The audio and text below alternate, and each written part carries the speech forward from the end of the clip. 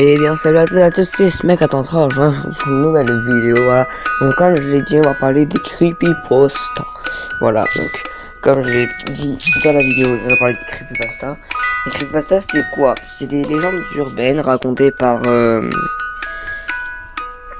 de personnes en fait, donc de personnes urbaines.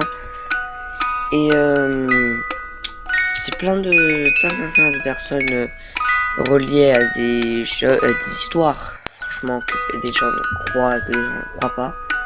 Moi personnellement, j'ai certains, je pense, qui ont l'air réels, voilà. Pas toutes, mais il y en a qui ont l'air réels quand même, assez. Voilà. Donc, on commence avec Jess the Killer, voilà. Donc c'est une personne très connue pour son sourire machiavélique, de sourire de l'ange, voilà. Cette personne-là, en fait, est un enfant normal, voilà, qui allait à l'école normal, mais il était tout le temps réservé, donc les personnes ne le connaissaient pas. Et des gamins l'ont chopé un jour dans une rue, voilà. Et en fait, ils voulaient le faire parler, mais vu qu'il était tout le temps timide, il disait rien. Il a demandé est-ce qu'ils arrêtaient, et en fait, ils ont continué jusqu'au point de leur jeter un seau de javel qui lui a carrément brûlé le visage. Voilà, donc certaines personnes la connaissent cette histoire. Et il s'est fait brûler le visage, voilà. Donc ce qui explique pourquoi il n'a pas de cils, il n'a pas de nez. Et le sourire, on en vient tout de suite. C'était le soir même le soir même quoi, il allait dormir. Et sa mère aussi, donc ses parents aussi, ils sont allés dormir, il s'est couché. En pleine nuit, il lui est arrivé une crise de folie. C'est qu'il s'est levé et il a tué ses parents quoi, à coups de mâche, à coups de couteau de cuisine, en criant My name is Jeff. Voilà. Ensuite, devant le miroir de la salle de bain quoi, il a pris un cutter et s'est ouvert les lèvres pour apparaître plus souriant. Il a écrit il s'est coupé les sourcils pour toujours se voir.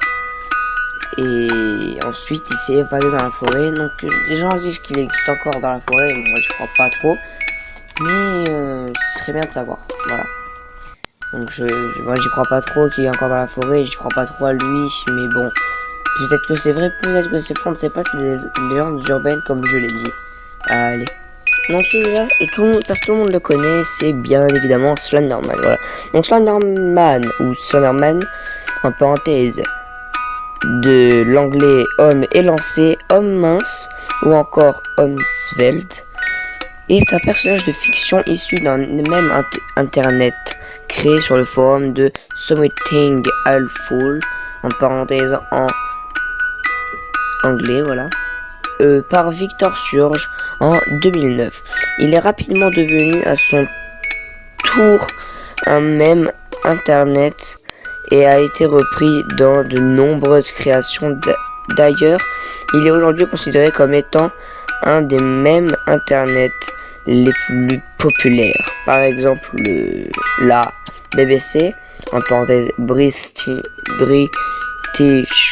Broadcasting Corporation Radio de Londres, l'a décrit comme le premier grand mythe du web. Voilà, donc c'est tout ce qu'on sait sur Slenderman, voilà. On ne connaît pas réellement l'histoire, voilà, donc on passe au... voilà, donc maintenant on est sur les enfants aux yeux noirs, donc celle-là est très glauque, je pense que je vais vous la mettre quand même en image, mais franchement, elle est vraiment horrible, voilà.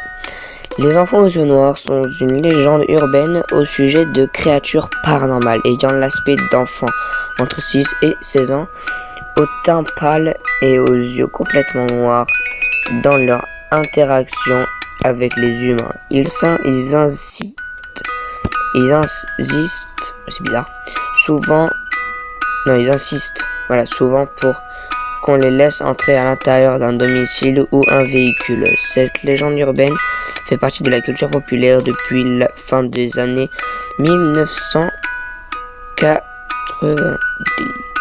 Voilà, là pour le quatrième, nous sommes sur le chien noir. En parenthèse, fantôme. Un chien noir est un spectre canin présent principalement dans le folklore britannique, synonyme de dépression dans le langage populaire. Samuel Johnson fut le premier à comparer la dépression à un chien noir. C'est aussi une créature nocturne. Son apparition était considérée comme un message de mort, un présage de mort, donc un message de mort pareil.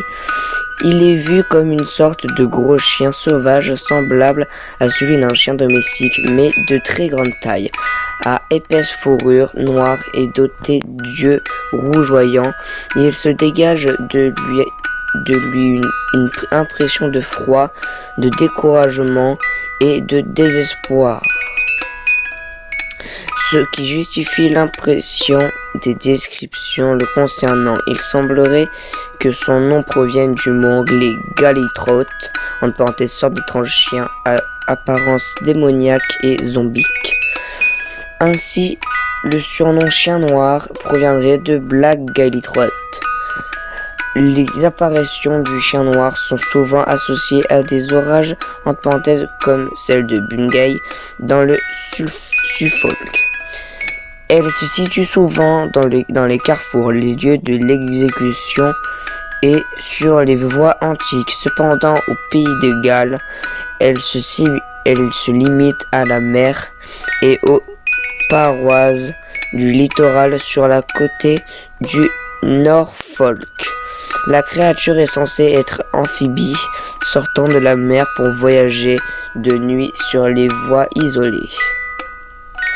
Les origines du mythe du chien noir sont difficiles à discerner. Il est possible de déterminer si c'est de la culture celtique ou germanique. Que vient cet élément dans la culture britannique depuis toujours? Dans la mythologie européenne, les chiens ont été associés à la mort. On citerait à ce propos SWN, Arn, Garm et Cerbère, qui ont tous été en quelque sorte les gardiens du monde souterrain. Cette association semble être due à la manie de creuser que manifestent les chiens. Il est possible que le noir soit le dérivé moderne de ces croyances. Les chiens noirs sont presque toujours malveillants, mais quelqu'un seulement, en parenthèse comme les Barghest, sont directement dangereux. La plupart ne sont en eux-mêmes qu'un signe de la mort associé d'une façon ou d'une autre au diable. Certains, cependant, comme les chiens Gurts à Somerset, c'est dur à lire, et le chien de la Pendaison Hills, en parenthèse ci-dessous, peuvent parfois agir avec bienveillance. C'est tout, j'espère que cette vidéo vous aura plu. Voilà, donc c'était 4 creepypasta. Donc la dernière était très longue, voilà, donc j'ai dû faire quelques coupures. Peut-être que le son des fois il change un peu parce que j'ai dû faire beaucoup et quelques coupures. Parce que déjà j'avais soif, parce que j'étais asséché. Et en plus de ça, il fallait que je finisse ça. Donc du coup des fois je vérifiais parce que j'ai pas droit à plus de 15 minutes de vidéo. Donc je vérifiais si j'étais à 15 minutes. Voilà, et donc j'espère que cette vidéo vous aura... N'hésitez pas à vous abonner, même lâcher un like ou même peut-être à commenter si ça vous plaît. Donc vous pouvez me lâcher un like, un dislike, je m'en fous. Moi le seul truc que je veux c'est savoir ce que vous dérange, ce que vous aimez dans ces vidéos.